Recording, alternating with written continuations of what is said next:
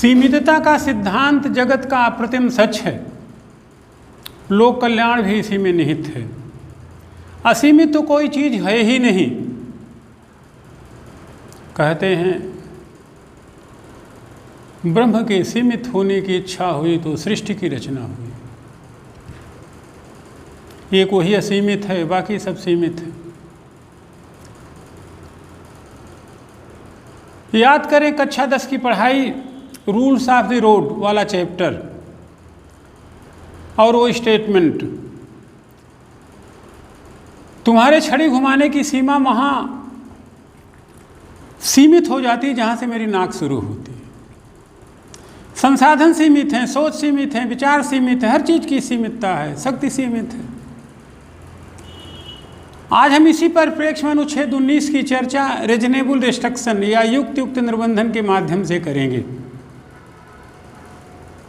युक्त निर्बंधन का शाब्दिक अभिप्राय है किसी भी घटना, किसी भी विचार, किसी भी अभिव्यक्ति, किसी भी कार्यवाही, किसी भी विधायी प्रक्रिया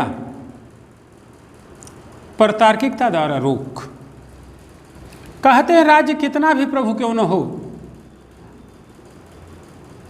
राज्य कितना भी कल्याणकारी न क्यों हो, राज्य का स्वरूप सर्वोत्तम से सर्वोत्तम क्यों न हो, व्हाट मोर इवन राम राज्य भी क्यों न हो, लेकिन वह भी नागरिक अधिकारों को आत्यंतिकरण में प्रत्याभूत नहीं कर सकता। यानी कि एब्सोल्यूट लेवल तक, निरपेक्ष लेवल तक।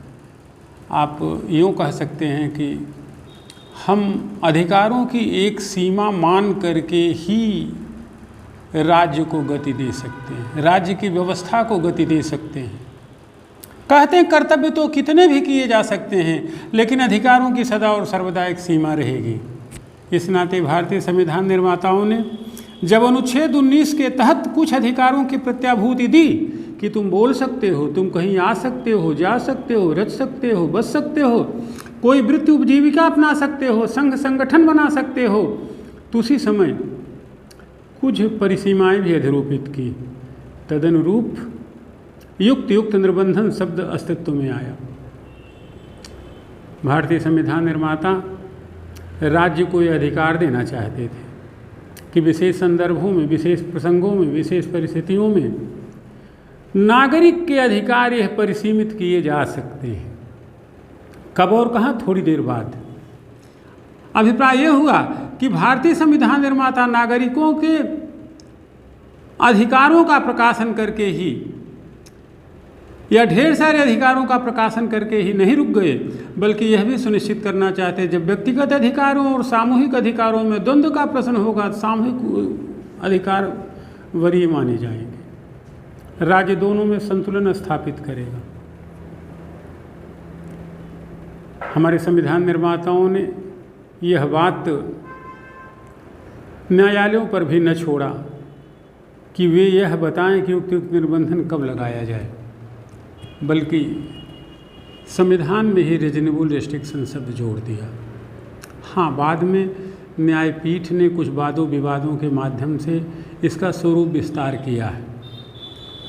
यहाँ पे दो मुद्दे महत्वपूर्ण हैं, एक अधिष्ठायी पहलू, एक प्रक्रियात्मक पहलू। तो पहले हम अधिष्ठायी पहलू की बात करेंगे। अधिष्ठायी पहलू निर्बंधन लगाने के बारे में क्या कहते हैं? अधिष्ठायी जो है, कहते हैं पुरा कवि नाम गणना प्रसंगे कनिष्ठिकाधिष्ठित कालिदासा, यानी कि कवियों में कालिदास सर्वश्रेष्ठ हैं। इसी कारण समाज और जगत के कुछ मानक हैं, एक व्यक्ति के कहने के आधार पर वह मानक तोड़े नहीं जा सकते हैं। यहाँ पर चिंतामनराव बनाम मद्रास राज्य विवाद को कोट किया जा सकता है। जैसे पंडित जी कहीं ट्रेन में यात्रा वगैरह कर रहे थे तो किसी ने बीड़ी पी के फूंक मार दिया, तो उन्होंने कहा कि इससे तो हमारा धर्म भ्रष्ट हो गया और ये हमारे अधिकारों की अवहेलना है। तो इस विवाद में सुप्रीम कोर्ट का निर्णय था कि एक व्यक्ति के कहने पर समस्त बीड़ी उद्योग को बाधित नहीं किया जा सकता है। बीड़ी उद्योग में अरबों का निवेश, लाखों लोगों का रोजगार लगा हुआ है, वो प्रकृति की देन है। इस नाते बीड़ी को पीने को एक व्यक्ति के कहने पर रोका नहीं जा सकता है। यहाँ पे धर्म की स्वतंत्रता का उल्लंघन नहीं है, बल्कि बीड़ी उद्योग कतिपय अन्य मानकों पर टिका हुआ है।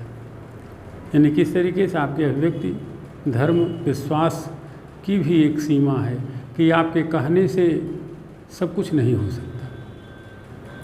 दूसरा है प्रक्रियात्मक पहलू। अभिप्राय ये हुआ कि निर्बंधन लगाने की रीति क्या हो। तो निर्बंधन लगाने की रीति के संदर्भ में ये कहा गया है कि निर्बंधन तब लगाया जाए जब कोई घटना, कोई संगठन, कोई आंदोलन, कोई मूवमेंट अतार्किक हो। यहाँ पे द्वारिका प्रसाद बनाम उत्तर प्रदेश संघ विवाद को कोट किया जा सकता है, जहाँ पे सुप्रीम कोर्ट का निर्णय था कि संबंधित व्यक्ति का पक्ष जान लें कि उसके द्वारा बनाया गया संघ या संगठन अहेतुक है या अतार्किक है या देश की एकता अखंडता के विरुद्ध है। यदि ऐसा नहीं है तो रोक नहीं लगाया जा सकता। प्रोसीजर यही कहा था, सुनवाई का अधिकार। तो यह है आपका रीजनेबल रिस्ट्रिक्शन का संदर्भ। कह सकते हैं कि 19(1) का आपको विभिन्न मामलों में स्वतंत्रता देता है, लेकिन कतिपय ऐसे संदर्भ हैं जहाँ पे यह निर्बंधित किए जा सकते हैं, जैसे मानहानि, न्यायालय अवमान या कोर्ट ऑफ डॉक्यूमेंट या शिष्टाचार या कदाचार का मसला बनता हो, विदेशी राज्यों से मैत्रीपूर्ण संबंध हो, गोपनीयता की बात हो या राज्यों की सुरक्षा की बात हो, अपराधोद्दीपन हो, लोक व्यवस्था, सदाचार और स्वास्थ्य से जुड़ा हुआ मसला हो, या सबके बाद भारत की एकता और अखंडता से जुड़ी हुई बातें हो। यदि ऐसी बातें हैं, आपके कृत्य इस तरीके के हैं जो देश की एकता अखंडता को चोट पहुंचाते हो, किसी की मानहानि करते हो, या ऐसे जो कुछ भी हो, तो इस पर राज्य तार्किकता द्वारा रोक लगा सकता है। यानी कि भारत का संविधान इन परिस्थितियों में इस तरीके के अधिकारों को निर्बंधित करने का अधिकार रखता है और संविधान उसे देता भी। आगे हम फिर मिलेंगे अनुच्छेद 21 के ही संदर्भ में।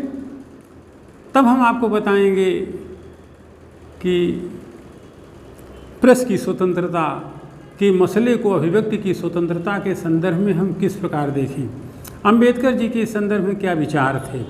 जल्दी ही फिर मिलते हैं नए वीडियो में, नए कलेवर के साथ, नई व्यवस्था के साथ। हम एक बार फिर कहेंगे, अगर हिंदी माध्यम में टॉप करना हो तो एक बार हमसे मिलें ज़रूर, कानपुर आएँ ज़रूर।